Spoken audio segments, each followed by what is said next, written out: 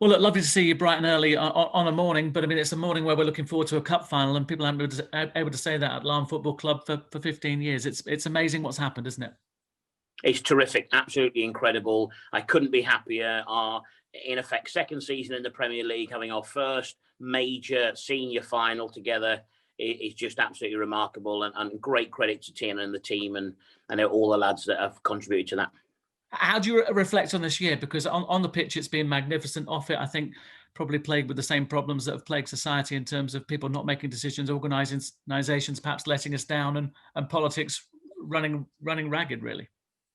Yeah, look, I think crises like this particular pandemic, James, give associations and people in authority the opportunity to lead, to show strength, to show decisiveness. And for me, it's an opportunity rather than a risk. And I don't think anyone within our association in Northern Ireland really stepped up, in my opinion, and shown that strong leadership and looked upon it as an opportunity and really seized the chance to try and get football to really play a major part in making people feel good about a very, very difficult time that they've been experiencing over the last 8 months. It's unprecedented. And I think in the back of your mind, you then see a final, you then see behind closed doors, and you wonder whether the final will be played. I guess great credit that it is being played, and also that the revenue streams, both financial and the streaming of the streams, benefits both clubs in this final. Yeah, great credit to the County Antrim Shield Committee. They've done an amazing job in terms of making sure the final goes ahead. They've been very generous in terms of allocating all the money to the football clubs that come from the streams, and they've been very positive in that regard. But one thing I'd say, it's hugely disappointing for the community. The whole football club really is about the community. It's about everyone playing their part. And it would have been an amazing occasion for everyone in the town to participate and see a live final and see the team that they've really grown to love, that group of lads, go and try and win something for them. Would have been remarkable. But they'll be sitting in their lounges, they'll be streaming it, and they'll have a few beers while watching. Hopefully our team do us all proud again.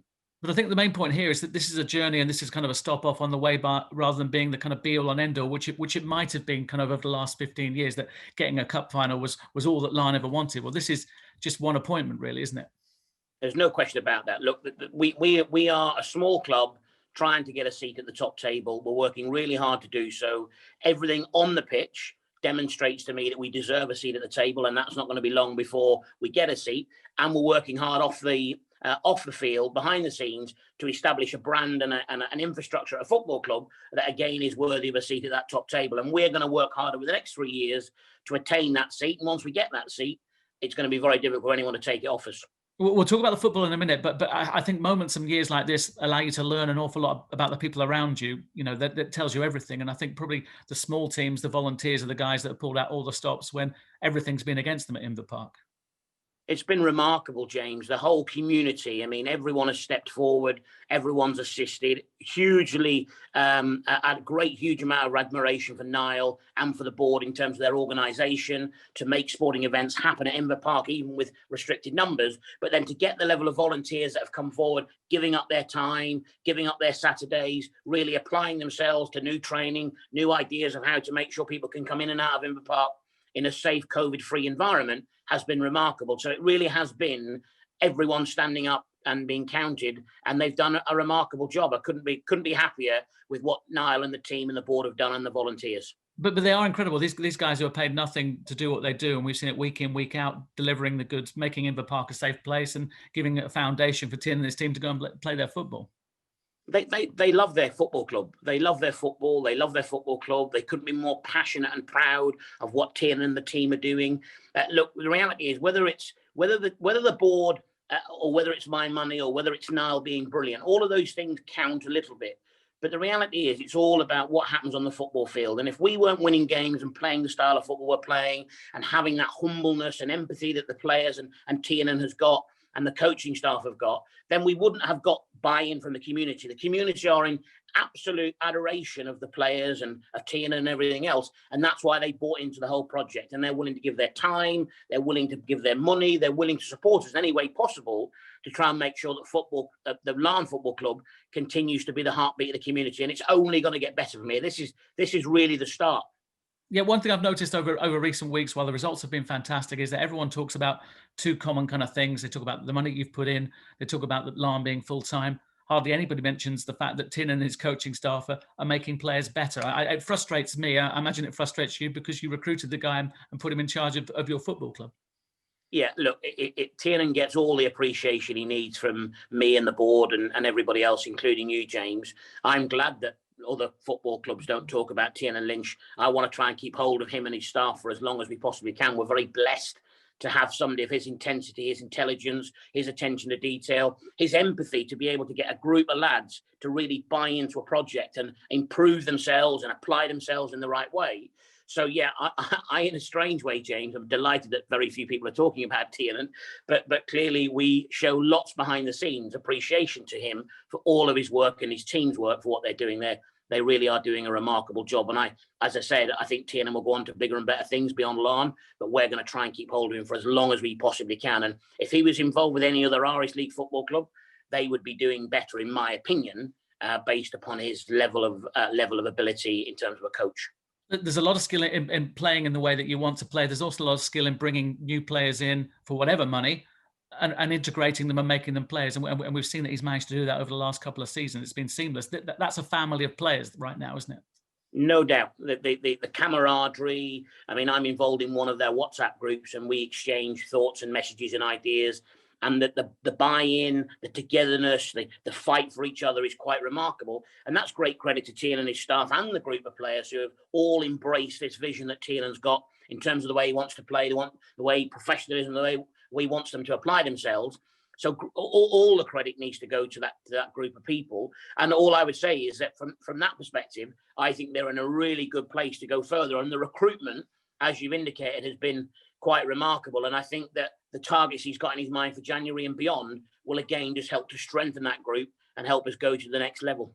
And without giving Glentoran something to put on their dressing room wall at Seaview ahead of a final, how much contentment and satisfaction do you get out of seeing some of the big clubs not going to try and win a game, but trying to stop Larne winning a game? That's, again, great credit to the group of players Tiernan's assembled. It's about how they apply themselves on the pitch.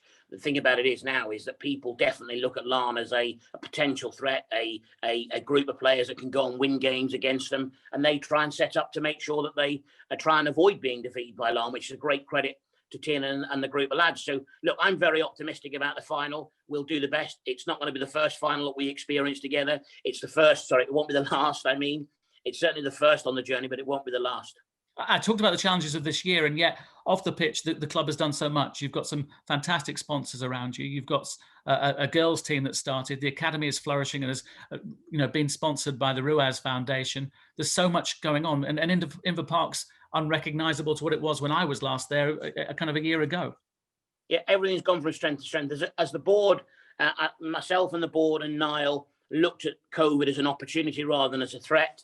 And we felt that it was absolutely right that we continue to invest, that we continue to try and spend money on the stadium, spend money on the team, spend money on the infrastructure. But we've gone out there and helped work really hard to recruit some fantastic sponsors, some fantastic donors who have supported us, including the Landmark and the Russa Foundation. And everybody's really supported us in terms of that investment that's gone into the football club over the last 8 months. And it means that young players, both male and female in Larne, are now wearing Larne club colours and rather enjoying football or potentially being on a pathway to playing in the first team and perhaps, as you say, being in finals down the road.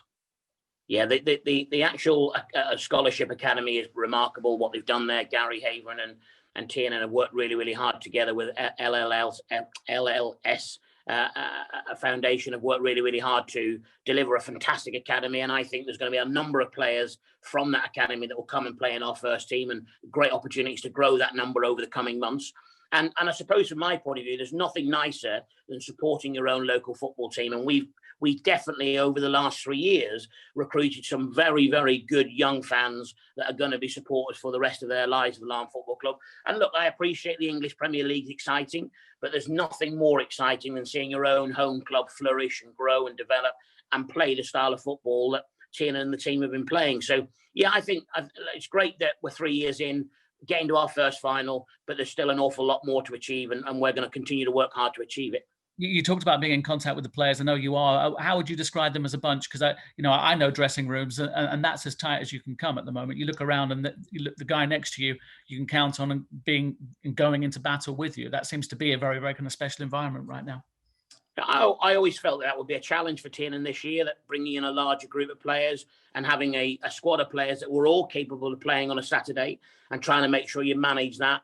I suppose that sort of relationship, and make sure that everyone understands that they're going to play not every week, but they're going to play their part, but as a group together, they're going to flourish. And I have to say, all of them have embraced that quite remarkably. They support each other incredibly well. They're all about trying to make sure they lay the right foundation. So yeah, they're an incredible group, and I couldn't be prouder of the characters that Tiernan's been able to assemble within that group, and how they've gelled together to make what I believe is a fantastic culture. Now, I asked you for a moment of 2020. I imagine it wouldn't be getting the MBE because you're not that sort of person, but would it be Josh Robinson's goal? Would it be beating Glentoran and Linfield in the same week? Would it be going through the year with only one defeat so far from 19 games across kind of 2 seasons? There are many highlights from a footballing point of view, James, that I would share with you. Beating Glentoran and Linfield in the same week is quite remarkable, at home as well, in front of 3,000 adoring Larne supporters who clearly probably said it was one of the best weeks of their lives. Only conceding 3 goals after 7 games so far in the league this season is quite remarkable. I think we've got an amazing sort of a culture amongst the players in terms of really protecting them clean sheets. Getting to our first final, finishing 6th in the league in our first season, even though it was cut short. Sitting in second place here after 7 games, right on the coattails of Linfield, the biggest club in Northern Ireland. All of those things are quite remarkable. And then off the field, if you think about the academy that's come together, that scholarship program with the A levels, and some of the wonderful sponsors we've been able to get during very difficult times with COVID. Yeah, the club has gone from strength to strength, and far too many highlights to really pick out one that would say that's the one that's. Because I'm currently living in a dream at the minute. It's a buzz, and it's an amazing dream that we're living, and I just want it to carry on forever. I just don't want to wake up. The one thing I've noticed most is the changing in mindset. Some of those teams that you mentioned, and Linfields, the Glentorans, the Cliftonvilles, all of those big teams, Crusaders, of course, they were almost treated with respect and fear and reverence. And I get the sense, not that there's disrespect now, but those games are opportunities rather than thinking we're going to get beat here. Yeah, I think that's right. I think that's absolutely right. And I think it's great credit to Tiernan and the team that they've been able to establish that level of respect that's coming now from the 4 big clubs, the 5 big clubs, I suppose, including Coleraine in Northern Ireland. And from our point of view, look, we still have a lot to prove. Our full-time needs to win trophies, and it needs to develop into something much bigger and better than what we're achieving to date. But we feel well on track to achieve that. And I personally feel Northern Ireland football's got a really bright future if many more clubs follow the full-time model, the academy, bringing and developing our own players and getting them to stay at home until the age of 20, 21 before they go to England. I think there's a greater chance for them to be successful. So, look, I believe there's lots of people that will look at our model over the next 3 or 4 years, hopefully as we win stuff, that will say that's the model everyone that's a big club in Northern Ireland should be following. And if you look at Gareth McCauley's article that he did, or interview he did this week with Michael Clark, he feels that everything that Tiernan and the team are doing and everything we're trying to achieve off the field is definitely the model for Northern Irish football for the future. And he feels that it could actually revolutionise the football on the island of Ireland.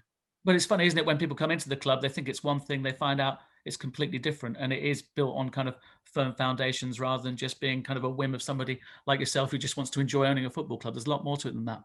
There's no doubt about it. Lots of people have this perception that it's just about throwing big salaries at players. Our players aren't on big salaries. They are, in my opinion, underpaid. They are achieving a remarkable amount for the money we give them on a day-by-day basis. We appreciate, we explain to them we're on a journey. More rewards will come their way as we achieve more.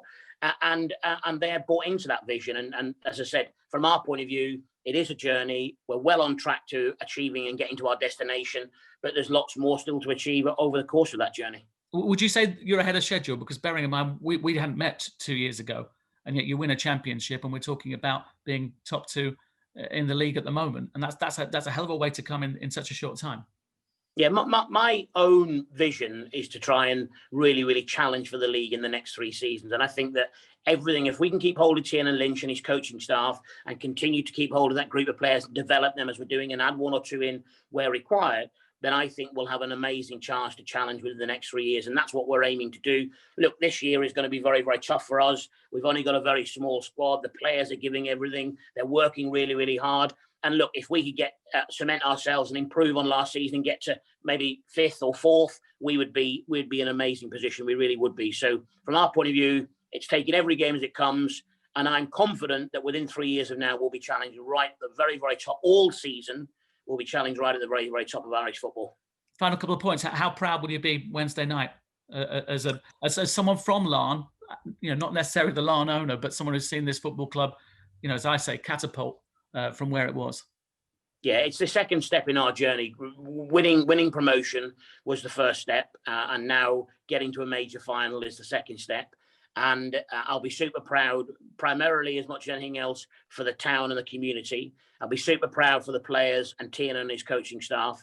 And look, we just got to go there. And I don't think we should go there and participate. We should go there and try and win and try and make sure we walk away with a trophy. Because again, that's another big first for us.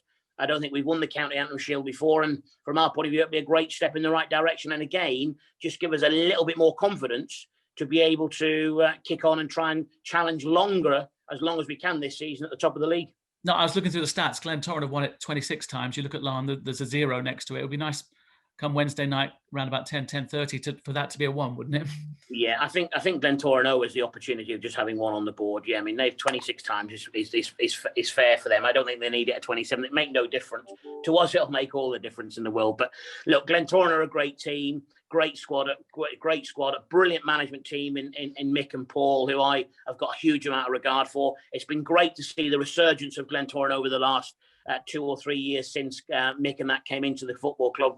Got a great deal of credit for Stephen Henderson, the chairman there. So from our point of view, win, lose or draw, we'll go and enjoy ourselves. It's another step in the right direction. But yes, it would be the icing on the cake to get our first senior trophy since this new revolution started to happen at Larne Football Club. And I know you don't really do nerves, but I can just imagine you will be nervous on Wednesday night.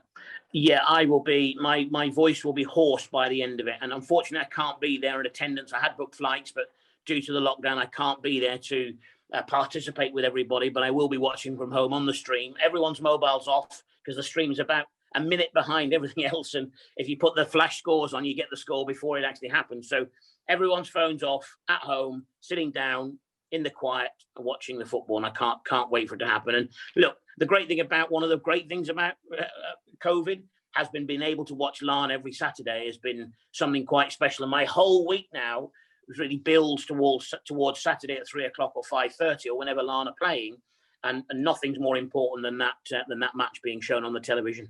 But with that being understood, the next massive date is getting back to Inver Park when it's all open properly and you can have 2,500, 3,000 people there and you can be with the people that love the football club that you provided them.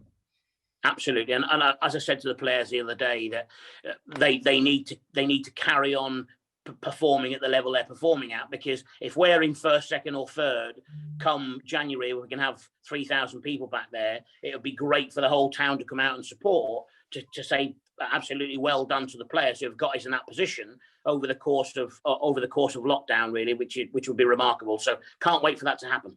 Enjoy a Wednesday night. Fingers crossed. Kiss the badge. Good luck. Thanks, James. Thanks for everything.